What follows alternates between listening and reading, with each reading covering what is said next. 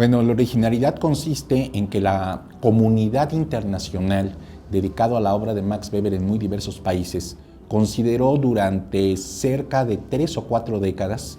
que era una tarea prácticamente imposible de llevar a cabo el poder hacer una historia completa de toda la polémica en torno a la célebre tesis de Max Weber sobre la posible relación entre una ética religiosa, específicamente del calvinismo protestante, y la configuración de la mentalidad económica moderna.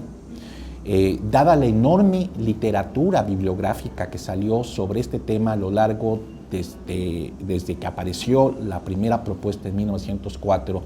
hasta que se cumplen 100 años de esta obra en 2004, se consideraba que era imposible realizar una investigación que sistematizara históricamente, año por año, década por década, qué es lo que habían discutido sobre este tema, no nada más sociólogos, economistas, politólogos, internacionalistas, sino también teólogos y filósofos que llegaron a escribir, historiadores, sobre esta obra. Entonces, la originalidad de esta obra es que se consideraba que era imposible realizarse, y lo que hicimos es que demostramos que con un buen esquema organizativo y sobre todo con una extensión muy amplia, el libro tiene más de 1500 páginas, que es una de las ediciones más grandes que tiene publicadas el Colegio de México de un autor único, pues era algo que se consideraba imposible, y en esta obra se pudo llevar a cabo lo que se consideraba que era muy difícil de realizar, dada esa enorme bibliografía que arranca desde las primeras reseñas que se hicieron sobre la obra, que están en revistas alemanas hoy prácticamente inaccesibles, hasta análisis sobre qué importancia puede tener la obra de Max Weber para explicar la crisis económica mundial que surgió en 2008 a partir de que explotó la burbuja especulativa de Enron y que todavía estamos viviendo en la economía mundial.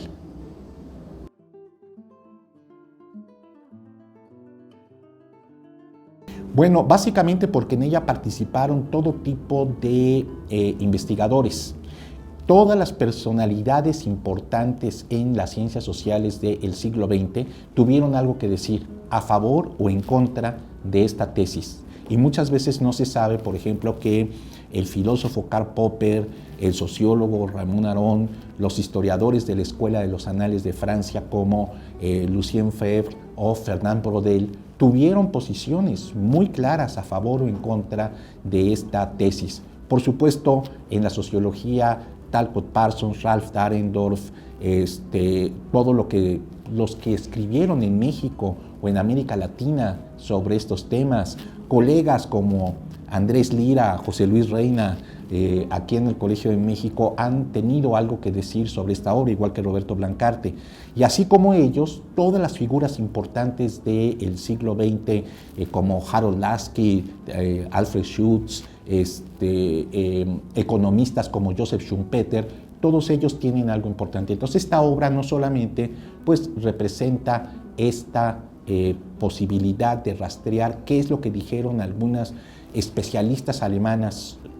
sobre esta obra, sino que también abarca prácticamente el reflejo de toda la historia de las ciencias sociales a lo largo del siglo XX, porque todas las figuras importantes del siglo XX tuvieron algo que decir con respecto a esta obra, que plantea temas de metodología muy importantes. Una de ellas es el ver cómo se pueden relacionar estructuras o conceptuales aparentemente tan diferentes como es la práctica de una ética religiosa con la formulación de una mentalidad económica moderna, y sobre todo también de qué manera muchas veces ocurre que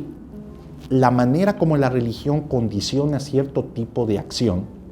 las personas sin darse cuenta va a tener esto un efecto sobre las cuestiones económicas. Ellos están actuando en función de otro tipo de razones, los calvinistas en función de cómo iban a conseguir alguna garantía de que no estaban condenados al infierno. Y eso condicionó una forma de trabajo, ahorro y formación de capital que, aunque no lo planearon deliberadamente, acabó determinando aspectos importantes del desarrollo del capitalismo moderno. Eso no quiere decir, Max Weber jamás afirma que la ética protestante sea la causa de la aparición del capitalismo moderno, pero demuestra que una vez que el capitalismo moderno surgió, la ética protestante influyó en la manera como la trayectoria del desarrollo del capitalismo fue afectada por estas ideas.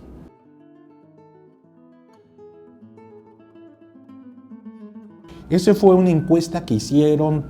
ya por internet a diversos especialistas en ciencias sociales, especialmente en sociología, pero también participaron economistas y politólogos, en donde se les preguntó que cuáles eran las obras de ciencias sociales en el siglo XX que habían sido las más influyentes, las que habían tenido la mayor repercusión. Y aparecieron en primer y cuarto lugar dos obras de Max Weber. La primera, el primer lugar clasificado, pero por mucho como la obra más influyente, fue Economía y Sociedad, de la cual, por cierto, está por salir una edición anotada en el Fondo de Cultura Económica por mí. La otra fue la ética protestante y el espíritu del capitalismo de Max Weber, de la cual existe desde 2003 una edición crítica anotada por mí donde traduje además las primeras respuestas de Max Weber a sus primeros críticos. Esa está publicada por el Fondo de Cultura Económica, quedó en cuarto lugar, y es interesante ver que el Fondo de Cultura Económica tiene en su catálogo de obras de sociología, que fue fundado por un investigador del colegio, el profesor José Medina Echavarría, pues incluye las principales obras clasificadas a nivel mundial como las más influyentes del siglo XX. Y en ellas están en primer y cuarto lugar estas dos obras de Max Weber, sobre las cuales me baso para hacer la investigación de este libro que publica el Colegio de México. Esta es la primera investigación en español que cuenta con la enorme ventaja de poder apoyarse en una edición crítica en donde se encuentran traducidos por primera vez al español las respuestas que Max Weber dio a sus primeros críticos para aclarar qué críticas estaban totalmente fuera de lugar frente a su tesis de la relación entre religión y economía y cuáles eran acertadas.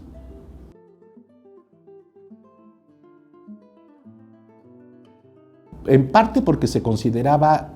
muy difícil sintetizar toda esta obra, en parte porque no se había diseñado un buen esquema de investigación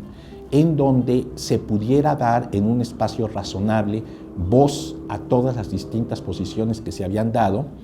y sobre todo porque quizás consideraban que era muy difícil hacer una investigación cronológica como la que realizamos aquí, en donde empezamos cronológicamente en 1904 y nos pasamos al 5, al 6, al 7, y claro que va creciendo la literatura de manera exponencial.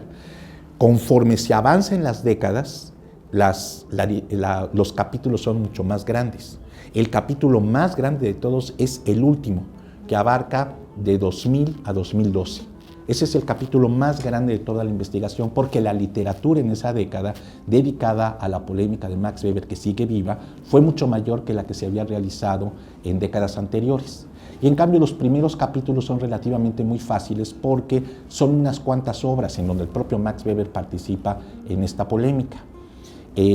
Por el otro lado, como abarca tantos temas que rebasan lo que es estrictamente la sociología,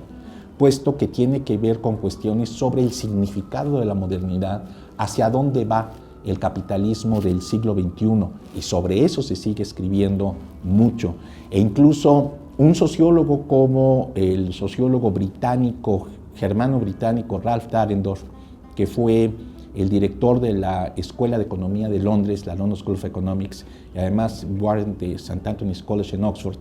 pues el último escrito que salió de su pluma de manera póstuma es un escrito en donde él se preguntaba cuál era la importancia que seguía teniendo la obra de Max Weber para poder explicar por qué surgió esta crisis de la burbuja especulativa de Enron en 2008, que empezó en Estados Unidos pero que luego afectó fundamentalmente a Europa y que hasta la fecha estamos viviendo las consecuencias. En España hay unos niveles de desempleo enormes, que Dahrendorf dice, si estudiamos adecuadamente la tesis que Max Weber elaboró sobre el futuro y las limitaciones de las contradicciones culturales del capitalismo moderno en la obra de Max Weber, especialmente en sus últimas partes, vamos a tener una explicación de qué es lo que ocurrió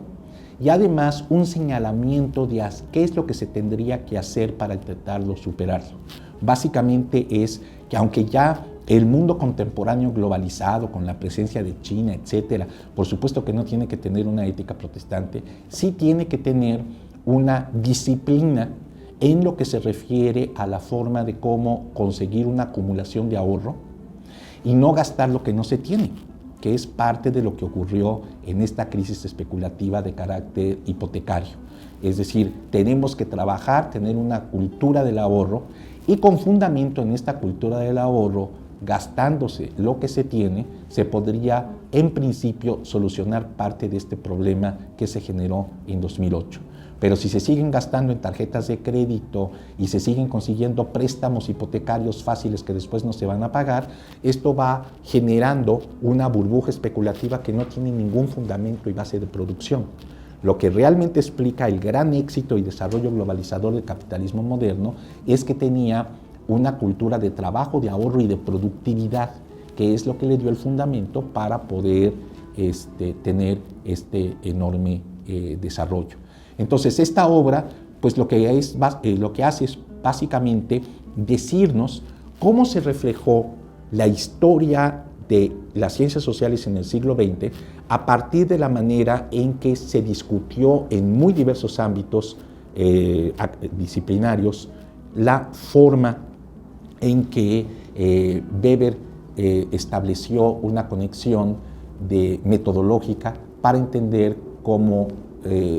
hay una conexión entre religión y economía, o por lo menos entre ciertas ideas que puede tener una sociedad y que a veces no aparecen como directamente conectados con aspectos económicos, pero que acaban siendo determinantes en el sentido, el desarrollo y el futuro de hacia dónde vamos.